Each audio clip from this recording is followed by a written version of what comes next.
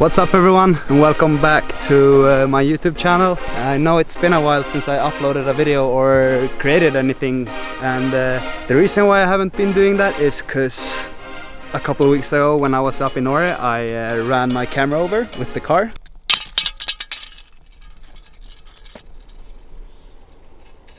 Which was probably not the best idea I've ever had. Today I bought a new camera actually, so I'm still trying it out. Not really sure if it's gonna look good now when I'm editing it, because obviously I haven't tried everything that I'm supposed to try, and I guess I haven't just dialed in the setup yet, so yeah, no complaints now in the beginning. The other reason why I haven't been uploading so much is because I've been down here at my local jumps for the last 3 weeks. And I've been building every day together with my friend Theo, who's behind the camera, and we've pretty much been rebuilding everything here, or not everything but some bits, and just freshened up all the jumps for the rest of the summer, so I have a sick place to train at before Crankworks and after Crankworks as well. So it's gonna be like a compound tour today. It's not gonna be any riding, because yesterday I had my first riding session here and I'm far from as good on the bike that I want to be to show you guys on video. So today we're gonna do a compound tour and show you guys what we have to ride for the rest of the summer and what we've done to the place. So yeah, the first thing we did 3 weeks or 4 weeks ago was to order a lot of mulch. We ordered 40 cubic meters of mulch, which was like 4 big loading trucks of mulch. We already had a lot of mulch here, but I figured that we needed some new fresh mulch for my comeback, so I don't kill myself when I'm trying to do all my tricks again. So we filled this one up with some new mulch, so it's real fluffy and nice. And then for the little line here that I'm gonna show more of later, we added some mulch. And then our newest jump that I'm gonna show you now, we dumped 3 loading trucks on. So this is gonna be an insane new jump that we're building. But we're actually not really finished with this jump because it's huge and it's taking a lot of time when we're only 2 or 3 people all the time digging. So this is quite a big jump actually. I'm gonna show you later from the other side. So we have 30 cubic meters of mulch in this landing, and it's gonna be like a big ass trick jump that I'm just gonna be able to go in however fast I want, because we got speed and you can regulate however you want. And yeah, basically just be able to train all my biggest tricks on a home field instead of needing to go anywhere else in the world to even be able to try it. So I'm super stoked on being able to try my tricks at home. It's gonna be so fun. So as you can see, there is fake grass lying here. It's actually from a real soccer field. We got them from another bike park called Älvsjö BMX Club, which is like a race BMX track, and they were putting grass between the lines there, and they were kind enough to give us everything they had over when they finished laying their grass. So thanks to them for hooking us up with some grass.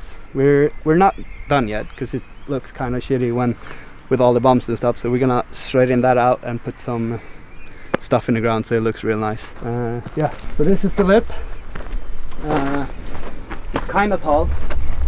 It's tall for being in Sweden, I guess, because we don't have any big jumps in Sweden, so I figured that I wanted a bit of a bigger jump to practice some tricks on, because obviously I'm doing a lot of international contests and the jumps there are just way bigger than they are here at home. So yeah, we figured that we'll give this guy a go and try to build a bigger jump so we can practice. I don't know, I'd say it's, I don't know, for me, I'm 184 centimeters tall.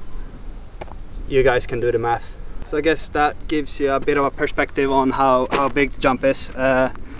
We built it with kind of a lot of step up, so yeah, as I said before, so I won't die when I'm landing or crashing. It's gonna be a wild and really fun jump. So we're just gonna pack this berm up and then it's ready to go. As you can see, there's a bit of weeds in here, a bit of grass up there, and yeah, we're just gonna shape this one a little bit in the next few days, and then we're gonna have some sessions on it. So, and that's gonna be in the next videos that are coming out.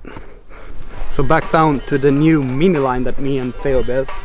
So originally it was that table jump that is there right now. We haven't changed that anything. And then we had 3 rollers here, and they were really bad and really boring, so we kind of just last minute changed our thought when we built all of this stuff, that we're like, let's build a mini box. So yeah, we built that platform and this landing in like a week or maybe 5 days, and painted it, built a new lip so we can jump up. So the idea with it was that to build it really small, so all the kids can have fun as well and feel like they're riding a real slopestyle track without being really scared of the size. And also for me, I'm a bit of a technical rider and I love to do some jibs. It's gonna be really funny to just do some lines with tricks up, manuals, tricks down, or half cabs and everything you can think of. And that's also why we added this nose bone platform, which is the Swede specialty. We built this lip, it's around 135 centimeters. Or not, it's not around, it's exactly 135 centimeters. Nose bone platform. Then the actual box, and then a small drop, lining out in perfectly into this little wooden kicker, which is also like a really fun jump to play around on for us. It's not just for the kids, it's also for us to just warm up on and have fun. And the coolest thing, in my opinion, that we did throughout the last month or the last couple of weeks is this. We spent 2 whole days of stacking stone here. Would you believe that? It took us 2 days to collect all stones from rebuilding everything up here, and everything, all the stones that came out from it, we stacked here. I'm a bit of a perfectionist when it comes to stuff like this, and I just thought that it looks super awesome. I actually put an Insta story up when we did this, and I got like so many messages from people telling me that it's so dangerous. Imagine the kids when they're falling, they're gonna die, or like you're gonna kill yourself in those stones. And I'm like, if you're actually missing the landing that much, it's supposed to hurt. But at the same time, it's such a small jump, and I don't think anyone will land there. Possibly someone will throw their bikes and the bike will land there, but not the actual person. So yeah, the lip is kind of mellow and quite long, so it's like it's built for mountain bikes. Obviously it's not super lippy or tight or anything, so it's real mellow, real nice, and really friendly for kids to jump it as well. And also the gap is not too long. What can it be? Maybe, I don't even know, 2 meters, maybe 2.5, 2 meters. Yeah, it should be fine. So since I broke my arm earlier this year, my main set hasn't been rideable. It's kind of been washed out and destroyed from the long winter and all the rain. So that's what we've been dealing with the last week, to just like touch up everything and make it rideable again. So yeah, I'm gonna walk you through the main set that we're usually riding here, and I'm gonna start from the beginning. So yeah, we also have that on and off box that we built 2 years ago that is kind of big. And it's kind of international size on it, but it's just been way too much to dig and build lately, so we haven't had the time to make that one rideable yet.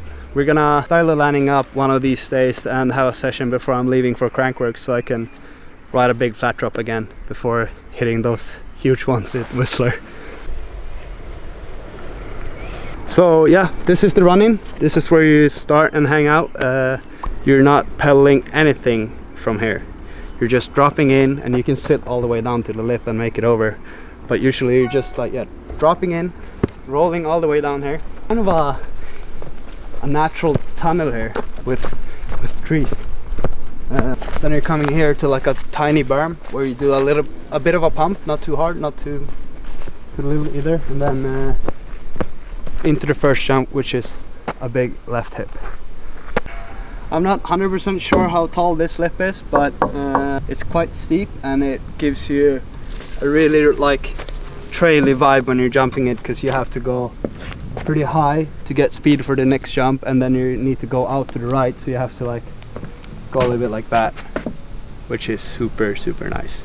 And the landing is angled like that and like that, so it gives you like a straight direction into this mid set that is just a normal double, quite steep, not the biggest one, but it's really comfortable as well.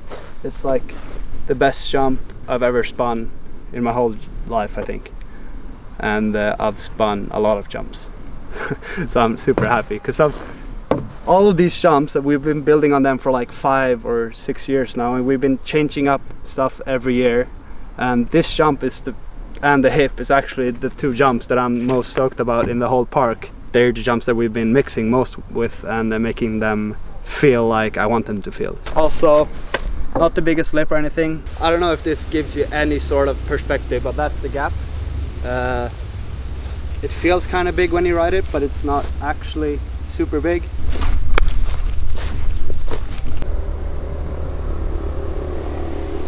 So we're near landing there, and then going into the last jump, you're going down this kind of a drop down roller thing that you can regulate your speed on, and then into this last jump, which is a mulch jump.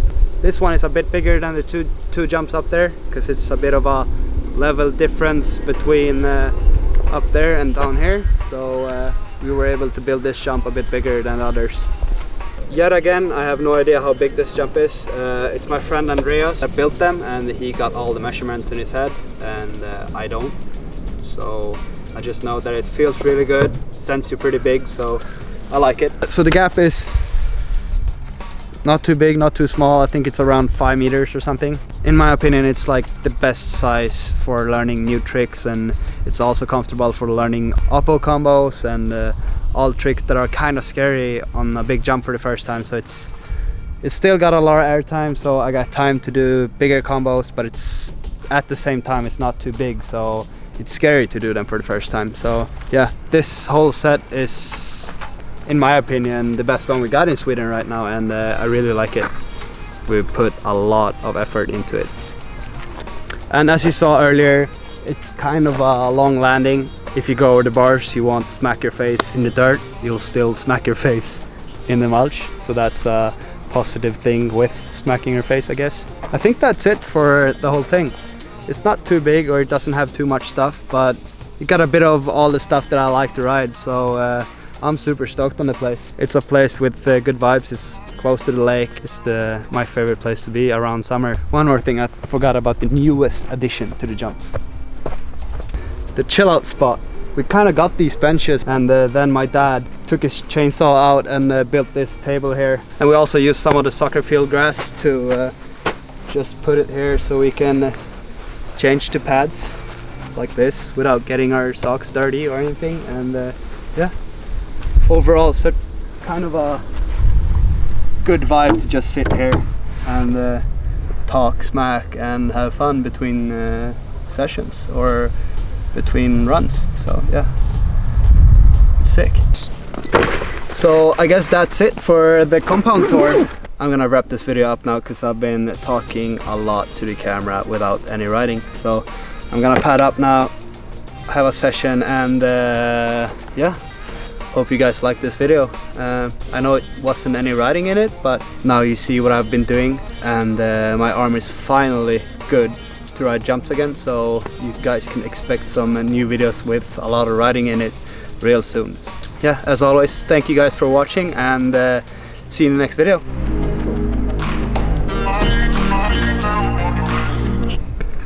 Goodbye.